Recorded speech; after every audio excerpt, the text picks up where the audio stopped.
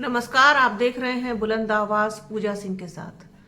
दोस्तों, उत्तर प्रदेश एक ऐसा राज्य है जिसे राजनीति का केंद्र माना जाता है, साथ ही साथ राजनीति अखाड़ा भी कहा जाता है, क्योंकि सत्ता तक पहुंचने की जो चाबी है, जो सत्ता तक पहुंचने का रास्ता है, वो उत्तर प्रदेश से होकर गुजरता है। और बड़ा राज्य है उत्तर प्रदेश। यहाँ पर जो पार्टियां एक्टिव हैं, सक्रिय हैं, उनका एक वजूद है और वो बड़ा दखल रखती हैं देश की राजनीति में। अब चाहे वो भारतीय जनता पार्टी हो या समाजवादी पार्टी हो या बहुजन समाज पार्टी हो, तीनों ही पार्टियां कहीं ना कहीं आप कह सकते हैं कि उत्तर प्रदेश की सत्ता को पाने के लिए हर बार जी तोड़ कोशिश करती हैं। विधानसभा के चुनाव में, लोकसभा के चुनाव में भी उतनी ही मेहनत होती है। तो कुल मिलाकर के राजनीति का जो केंद्र है वो उत्तर प्रदेश के इर्द गिर्द ही घूमता है, या यूं कहे कि उत्तर प्रदेश ही राजनीति का केंद्र है तो गलत नहीं होगा।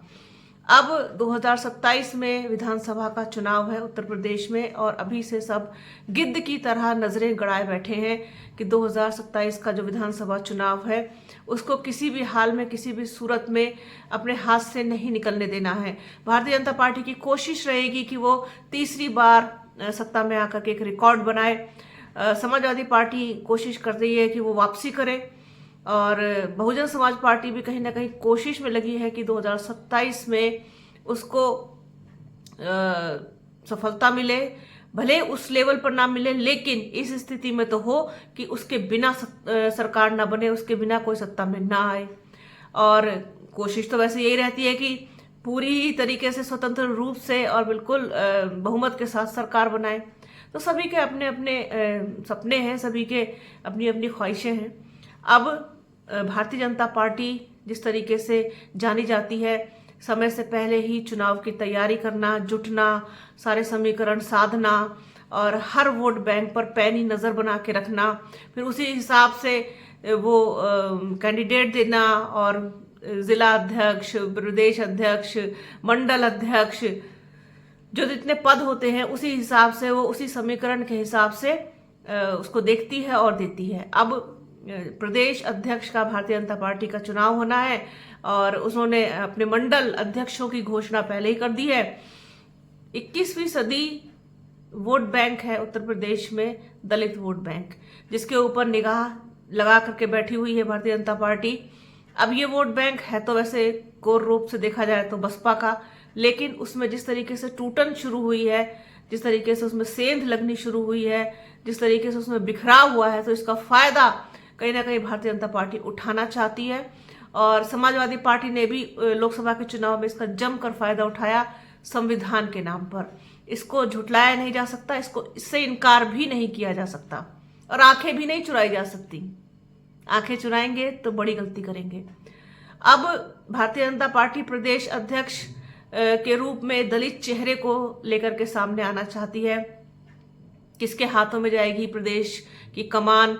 क्या वो दलित समाज से होगा चेहरा, या पिछड़े वर्ग से होगा, या फिर सामान्य जाति से होगा, या ब्राह्मण चेहरा होगा? क्या कुछ होगा वो तो खैर समय बताएगा, लेकिन क्या है पूरा मामला वो आपको बताते हैं कि 2027 विधानसभा चुनाव को लेकर यूपी में अभी से राजनीतिक दल तैयारियों में जुट गए हैं। बीजेपी में मंडल अध्यक्ष के नाम के ऐलानों के बाद नजरें यूपी के नए बीजेपी प्रदेश अध्यक्ष पर है, जिस पर जनवरी के आखिर तक मोहर लग सकती है। प्रदेश अध्यक्ष की रेस में कई नामों की चर्चा है। सूत्रों की माने तो पार्टी इस बार दलित चेहरे को भी उत्तर प्रदेश की कमान सौंप सकती है। शीर्ष स्तर पर इस बार प्रदेश अध्यक्ष के लिए पिछड़े और दलित के साथ ही ब्राह्मण चेहरे पर भी चर्चा हुई है। यूपी में 21% दलित वोटरों को साधने के लिए बीजेपी दलित चेहरे को कमान दे सकती है। दलित समाज से आने वाला कोई चेहरा बीजेपी प्रदेश अध्यक्ष की कुर्सी पर नहीं बैठा है। दलित चेहरों में पूर्व एमएलसी विद्यासागर सोनकर का नाम सबसे ऊपर है। इसके अलावा पूर्व सांसद रामशंकर कठेरिया और विनोद सोनकर के नाम की भी चर्चा है, जबकि पिछड़े चेहरे के तौर पर अमरपाल मौर्य, बीएल वर्मा, बाबूराम निषाद, और ब्राह्मण चेहरे के तौर पर राज्यसभा सदस्य दिनेश शर्मा, और बसपा से भाजपा में आए हरीश द्विवेदी के हरीश द्विवेदी का नाम रेस में सबसे आगे चल रहा है। तो विद्यासागर सोनकर, रामशंकर कठेरिया, विनोद सोनकर का जो नाम है वो दलित चेहरों के तौर पर सबसे ऊपर इस वक्त चल रहा है। अब भारतीय जनता पार्टी किसको देगी ये जिम्मेदारी, किसके ऊपर दांव लगाएगी इस बार प्रदेश अध्यक्ष, चूंकि जिस तरीके से भूपेंद्र चौधरी पश्चिमी उत्तर प्रदेश को साधने के लिए, जयंत चौधरी को साधने के लिए, जाट समाज को साधने के लिए भूपेंद्र चौधरी को आगे किया था। अब चूंकि आपको पता ही है कि राष्ट्रीय लोकदल का समायोजन जो है वो एनडीए में हो चुका है, उनका विलय हो चुका है। तो पश्चिमी उत्तर प्रदेश से लगभग आप समझ लीजिए कि ज्यादातर लोग चूंकि रालोद के साथ हैं और रालोद बीजेपी और एनडीए के साथ है, तो ये वहां की तो उनकी मुश्किल खत्म ही हो गई। अब दूसरी जो बिरादरियां हैं, जो बड़े वोट परसेंटेज हैं, उनको साधने की जो एक ललक है वो भारतीय जनता पार्टी के अंदर साफ तौर पर देखी जा सकती है। और उसी को पूरा करने के लिए प्रदेश अध्यक्ष के रूप में दलित चेहरा, पिछड़ा वर्ग या फिर सामान्य वर्ग जो भी, लेकिन उम्मीद ये की जा रही है कि इस बार दलित चेहरे पर अपना दांव लगा सकती है, दलित चेहरे को आगे कर सकती है, दलित चेहरे को सपोर्ट कर सकती है प्रदेश अध्यक्ष के रूप में।